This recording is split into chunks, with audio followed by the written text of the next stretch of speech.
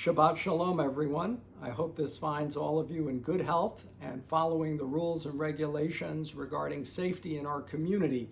We want to protect our elderly and those who are vulnerable the most, and each other. This Shabbat's Torah portion tells the story of a sin that Moses committed, and it's a very unusual story in the sense that God commanded Moses to speak to the rock and it would bring forth water, to provide water for the Israelites who were wandering in the desert, in the wilderness, and did not have enough water to drink. And Moses, in his anger at the people's constant complaining and backsliding, struck the rock instead of speaking to the rock. And supposedly for this sin, he was punished by not being able to enter into the promised land at the end of the long wilderness journey of the Jewish people.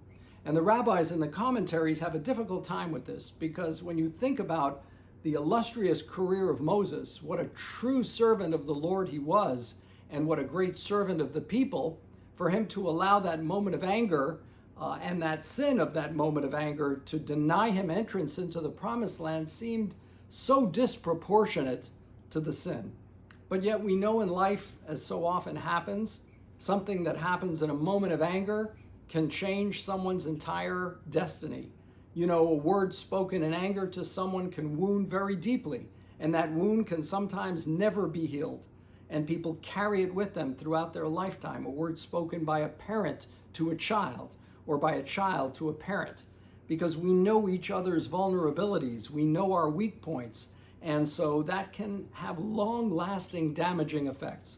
In the case of Moses and the children of Israel, it made the people question Moses and his leadership, because if he would allow himself in a moment of anger to eclipse a command of the Lord, the people would doubt whether or not God was really providing them with the miracle. So it's very important to maintain perspective. I personally feel that the punishment for this sin exceeded the necessity of punishing Moses.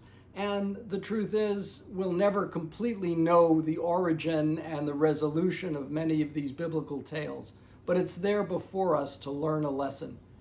In our own time, we're seeing that a horrific sin committed by a member of the police department who clearly had racist intentions in killing George Floyd resulted in demonstrations and protests that were righteous and worthy, but in many cases are calling for the elimination of police departments. And I think that would be way out of proportion to the crime that was committed. This was a crime of cold-blooded murder, as I've said before in many of my writings, and many of you know how I feel about that. And this racist police officer should be punished to the full extent of the law. But let's not completely defund or eliminate police departments.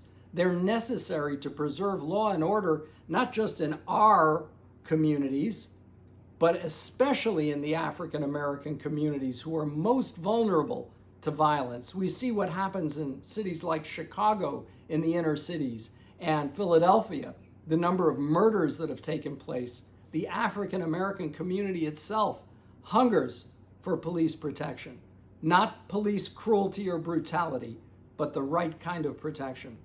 So perspective is very important here, and I think it's a fair conversation that all of us should have.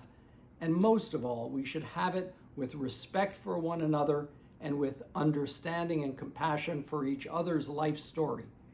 For all of us, we're going to have a life story at the end of our lives. We want to make sure that that story reflects the best in ourselves, how we brought out the best in ourselves, and by doing that, the best in one another. I hope we can take this message to heart on this Shabbat, and that it can help heal our world, our community, and start right in our own homes and among those whom we love the most. So take that with you, and I wish you health and peace and Shabbat Shalom.